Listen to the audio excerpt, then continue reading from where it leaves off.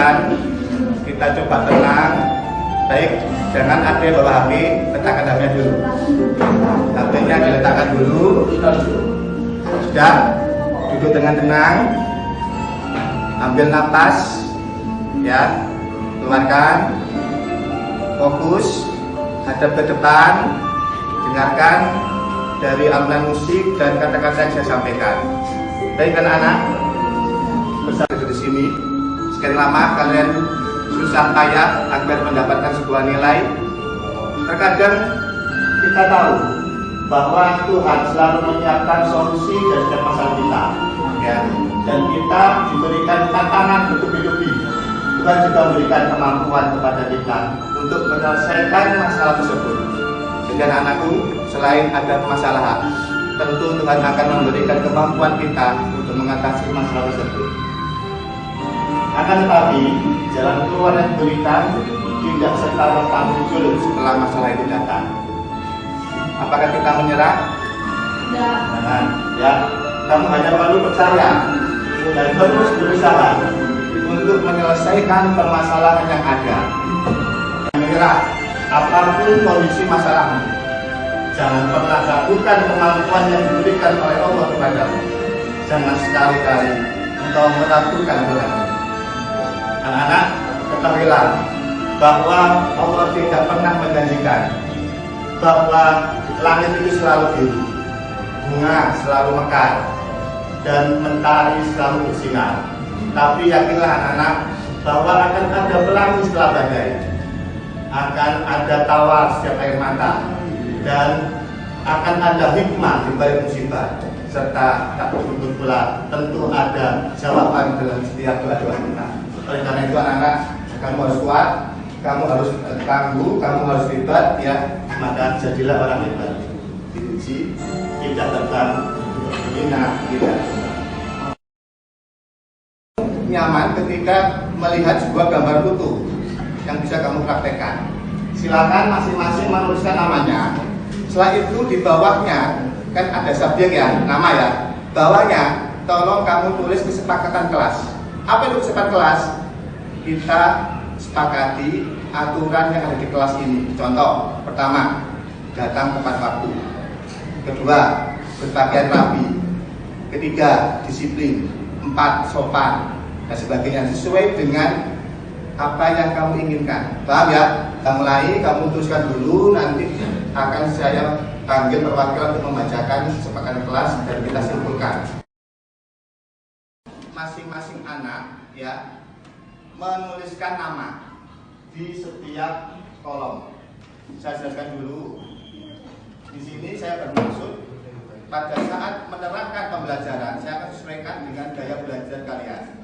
Apakah visual, apakah auditori, apakah kinestetis. Kalau visual, berarti kamu mempunyai keinginan, kenyamanan kalau melihat gambar atau grafik. Kemudian kalau audio, ya, itu berarti kamu punya kemampuan nyaman ketika saya terangkan. Nanti saya kirim sebuah rekaman suara.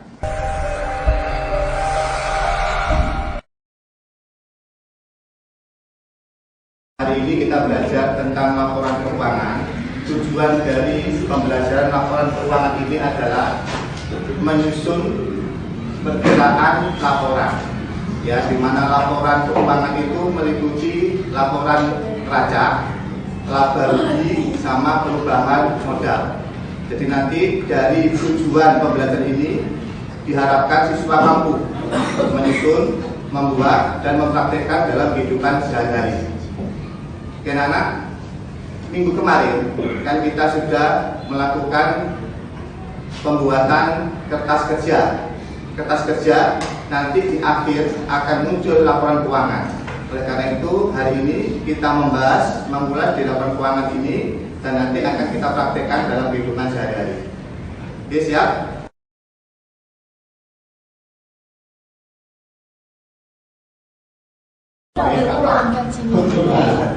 Enggak ada listrik tentu ada, iklan ada, terus kemudian ada perlengkapan kresek, tas, kresek, saya ada dulu. 3 ya. 3 ya. Mulai. 400. Ini di sini ya nanti ya. Ya, ini semuanya. Ini masih kotor. Belum semuanya. Ya nanti kita cari yang laba bersih. Saya laba bersih. Belum. Sampai situ untuk katanya. Ya, pergi saja.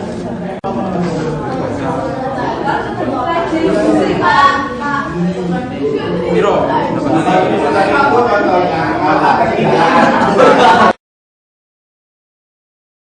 Kalian presentasi, kalian sudah diskusi dengan teman-temanmu, sudah memutuskan untuk usaha apa yang menjadi perwakilan. Ya, baik, tadi sudah ada siap.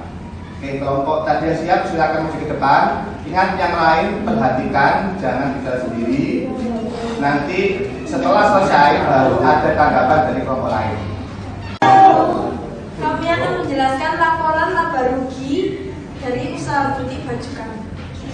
Ya, jadi di sini butik baju Lia ada ya. Di sini laporan laba rugi per tanggal 31 Desember 2022. Di sini pendapatan penjualannya, seluruh pendapatan penjualannya di angka 800.000. Dan beban-bebannya ada beban gaji senilai 170.000, beban perlengkapan 100.000, beban sewa 130.000, beban penyusutan 15.000, beban bunga 10.000, dan beban serba-serbi 45.000.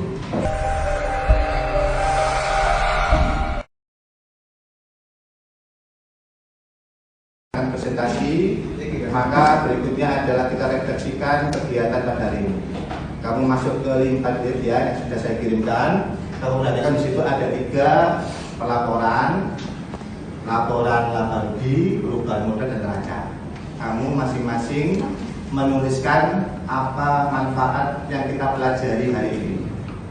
Laba rugi, perubahan modal dan neraca. Jadi kalian sudah praktek menyusun laporan keuangan. Nah, kira-kira apa yang kamu pelajari hari ini, manfaat dari mempelajari laporan keuangan tersebut. Jadi paham ya? Akan refleksi dengan menuliskan masing-masing ke dalam Padlet ya. Dan sekarang coba salah satu menyampaikan, mengutarakan dari apa yang kita pelajari hari ini.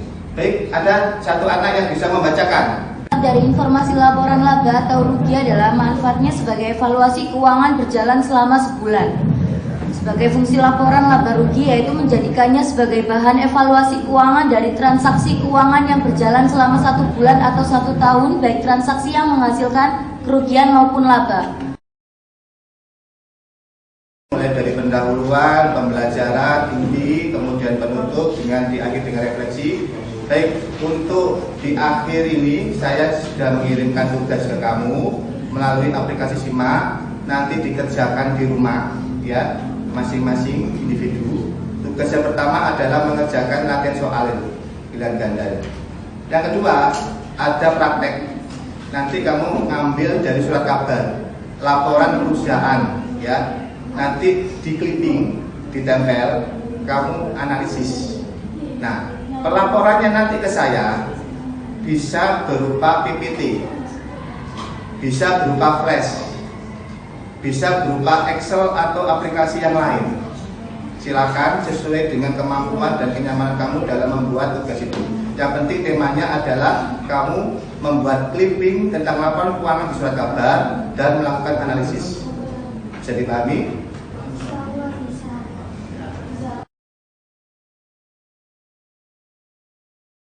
Dan alhamdulillah kita sudah belajar dengan baik. Semoga kalian memiliki ilmu yang bermanfaat. Dan satu yang saya rindu ke kamu anak-anak ya, sejati ini guru sejati. Bukan karena saya sebagai guru kamu bisa. Yang paling utama adalah kemauanmu, kerja kerasmu, motivasi dalam dirimu. Jadi kami ya, siap bisa belajar lebih baik lagi. Oke, baik saya akhiri pelajaran hari ini. Terima kasih. Assalamualaikum warahmatullahi wabarakatuh. Waalaikumsalam warahmatullahi wabarakatuh. Assalamualaikum Pak Jaka. Waalaikumsalam Bapak. Bisa salut dengan pembelajarannya Pak Jaka di kelas tadi. Alhamdulillah lancar ya. Awal sampai ini Pak ya. Ini kita mau langkah ke tahap berikutnya, tahap terakhir dari tahapan yang kita lalui. sudah pra observasi sekarang saya ingin tahu perasaan dari Pak Jaka ngajar dengan kondisi seperti itu. Ya, perasaan saya sangat senang. Jadi memang sejak awal saya senang ketika itu melakukan pembelajaran. Semoga mungkin kadang kita di luar kelas. Kalau dari segi akademik yang bisa ditarik. Dari segi akademik, jadi memang pada saat simulasi atau praktek mengajar itu saya mempersiapkan dulu Pak perangkatnya, media pembelajarannya. Jadi tadi mungkin bisa diperlihatkan tentang bagaimana anak-anak sebelum diskusi saya tampilkan dulu tentang media pembelajarannya bervariasi, berdiferensiasi. Kemudian anak-anak memilih media dan memilih alat untuk mempresentasikannya. Itu Pak. Saya tertarik satu dari yang kedua anak itu dari non akademik maupun akademik yang saya atau pembelajaran yang agak di belakang. Iya itu kalau ini penanganannya gimana? Kebetulan di belakang. Iya itu kalau ini penanganannya gimana? Kebetulan yang di belakang itu namanya Soleh Pak. Jadi non akademik dia itu memang mudah terpengaruh dengan teman. Nah, tapi sayangnya teman-temannya itu bukan teman-teman untuk yang pandai atau yang rajin. Teman-temannya itu kadang mempengaruhi dia untuk bolos, terlambat dan sebagainya. Dan jadi akademik memang untuk siswa tersebut kurang. Cuma kalau kita memberikan pembelajaran yang atraktif, yang menarik bagi dia akan ikuti, dia akan berusaha termotivasi untuk mengikuti pelajaran tersebut. Dan langkah berikutnya Pak apabila akan rencana tindak lanjut yang Pak Jaka ambil apabila observasi ini untuk langkah berikutnya. Jadi langkah tindak lanjut, kalau sebelumnya memang untuk pembelajaran saya mungkin belum ya untuk melakukan sistem berdiferensiasi atau dengan pembelajaran sosial emosional. Nah, tapi nanti ke depan saya berusaha untuk setiap kelas, ya, setiap jenjang itu saya akan melakukan pembelajaran berdiferensiasi sama pembelajaran sosial emosional. Mantap Pak Jaka. Supaya bisa ditularkan ke teman-teman yang lain Pak. Ya, nah rencana nanti ada sosialisasi kepada guru-guru, nanti sebagai imbas dari kegiatan program guru penggerak, semua insya Allah nanti belajar untuk nanti sebagai imbas dari kegiatan program guru penggerak, semua insya Allah nanti belajar untuk memberikan materi dengan pendekatan berdiferensiasi dan sosial emosional di pembelajaran kelas. Terima kasih Pak Jaka, informasinya kita sudah melalui tahap-tahapnya semuanya, ya mulai pra observasi sama. Terima kasih. Terima kasih Bapak Jika.